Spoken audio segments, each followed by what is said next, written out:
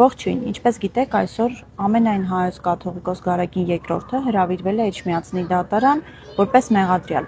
Սա աննախադեպ երևույթ է իրականում եւ ոչ թե նրանով, որ կաթողիկոսը մեղադրյալի կարգավիճակում է, այլ առաջադրված մեղադրանքով։ Հիմա կբացատրեմ ինչու, նաեւ կասեմ, թե ինչ սխալ են գործում, թե իշխանությունները, թե ընդդիմությունը։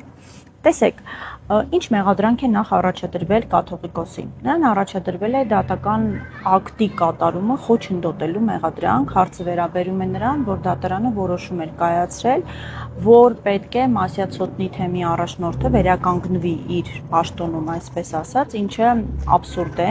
նոնսենս է։ Տեսեք, համաշխարհային պատմության մեջ առհասարակ գոյություն չունի դեպք այն պետություններում, որտեղ եկեղեցին անջատ է պետությունից, չի կարող լինել դատարանի կողմից վճիռ,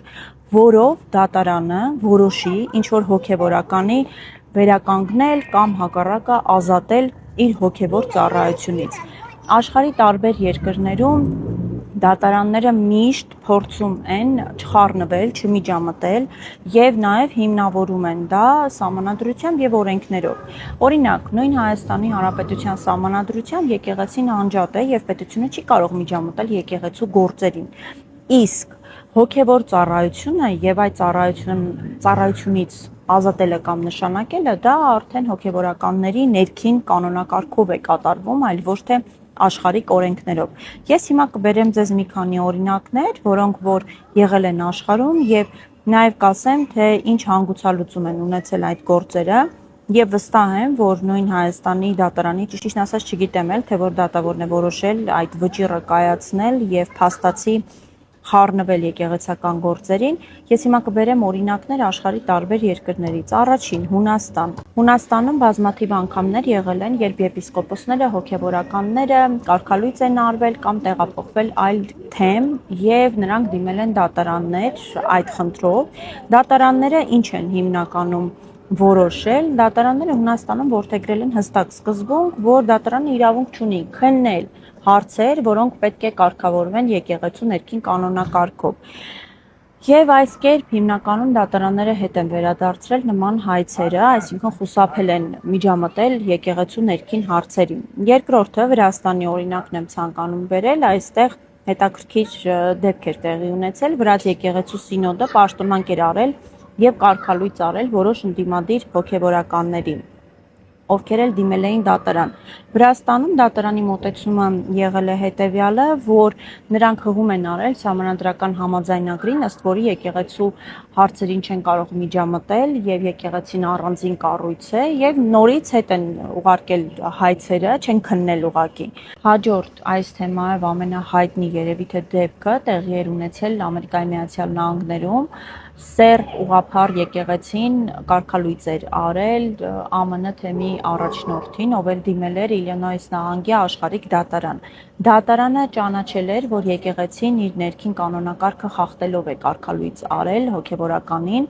սակայն Գերագույն դատարանը Ամերիկայի Միացյալ Նահանգների բեկանեց այս որոշումը եւ նշեց, որ աշխարհիկ իշխանությունը դատարանները իրավունք չունեն միջամտել եկեղեցու ներքին հարցերին։ Հաջորդ դեպքը, որը ցանկանում եմ պարտադիր նշել, Ռումինիային է վերաբերում, որտեղ մի քանի ուղղափառ քահանաներ ստեղծել էին աշխարհիկ արմիություն, որպեսզի եկեղեցուց պաշտպանեն իրենց աշխատանքային իրավունքները։ Եկեղեցին արգելեց այդ արմիության գործունեությունը, իսկ պետական մարմինները հրաժարվեցին գրանցել այն։ Հետագայում Մարդու իրավունքների Եվրոպական դատարանը որոշում կայացրեց, որ պետությունը ճիշտ է վարվել, քանի որ եկեղեցու աշխատանքային իրավունքներին, այսպես ասած, վերաբերող հարցերը պետք է կարգավորվեն բացառապես եկեղեցու ներքին կանոնակարգով եւ դրան աշխարհիկ իշխանությունները, պետությունները իրավունք չունեն միջամտել։ Աշխարհում կա երկու դեպք, երբ պետությունը, իշխանությունը միջամտել է եկեղեցական հարցերին, աշխատանքային հարցերին, մեկը վերաբերում է Մեծ Բրիտանիային, որտեղ ինչպես գիտեք, թագուհին, թագավորը համարվում է եկեղեցու գլուխը։ Մեծ Բրիտանիայում երբեմն եղել են դեպքեր, երբ դատարանները որոշումներ են կայացրել եւ ստիպել են վերականգնել, հեռացնել այս կամ այն հոգեվորականին։ Սա ինչ որտեղ կարելի է հասկանալ, քանի որ այդ երկրում թագավորը թագուհին համարվում է եկեղեցու գլուխը։ Եվ երկրորդը տեղի է ունեցել ցարական Ռուսաստանում, Խորհրդային Միությունում, երբ պետությունը դատարանների միջոցով փաստացի ստիպում էր եկեղեցուն նշանակել կամ կարգալույծ անել այն քահանաներին, որոնց որ հենց ինքը կասեր։ Եկեղեցին դա անում էր խուսափելու համար բնաջնջումից։ Հիմա Հայաստանում տեղի ունեցածը իրականում աննախադեպ է, եւ ես վստահ եմ, որ եթե այս գործը որևէ ձևով ընթացք ստանա եւ մի ետ հասնի, ապա անպայմանորեն մի ետը կայացնելու է որոշում, որ դատարանի կողմից ի սկզբանե կայացված որոշումը եղել է ապօրինի, քանի որ դատարանները իրավունք չունեն ներխուժել, միջամտել եկեղեցու ներքին հարցերին։ Հիմա իշխանությունը ի սկզբանե որոշելով կաթողիկոսի նկատմամբ հարուցել քրեական հետապնդում, սխալ ուղղությամբ է գնացել, այսինքն մտել է մի դաշտ, որտեղ ի սկզբանե ինքը պարտված է, քանի որ աշխարհում չկա եւ չի կարող լինել նախադեպ, որ դատարանը կարողանա ազդել եկեղեցու ներքին կանոնակարգին վերաբերող հարցերի վրա, որն է ինչ որ քահանայի կարգալույծ անել, նշանակել, ազատել, տեղափոխել այլ թեմ եւ այլն։ Դա հոգևոր ծառայություն է, որտեղ ամբողջ աշխարհում աշխարհիկ իշխանությունը միջամտելու որևէ լիազորություն չունի։ Եվ եթե եղել են նման դեպքեր, ապա մարդու իրավունքների եվրոպական դատարանը միանշանակ վճիռներ է կայացրել այդ դեպքերի մասին հօգուտ եկեղեցու։ Ինչն է սխալ անում ընդդիմությունը։ Փոխարեն գնար Էջմիածին եւ հայտարարեր, որ կրոնական հարցերը իր համար ավելի կարեւոր են, քան քաղաքական process-ները, պետք է գիտակցեր, որ իր առաջնագիծը հենց ազգային ժողովն է։ Այսինքն հենց ազգային ժողովում նա պետք է բարձրաձայներ այս հարցը, ստիպեր падգամավորներին, բերեր թե միջազգային փորձը, թե իրավական հիմնավորումները եւ հենց ազգային ժողովում պայքարեր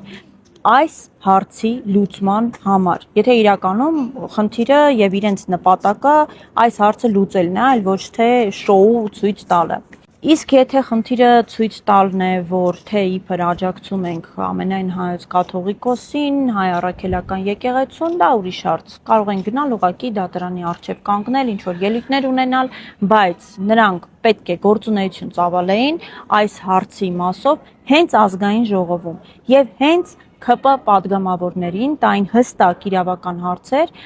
բերեին միջազգային փորձ, նախադեպեր եւ իրենց առաջնագծում պայքար մղեին, այլ ոչ թե գնային օրինակ հավաքվեին դատարանի դռան առջև։ Այսօր այսքանը, լավ եղեք։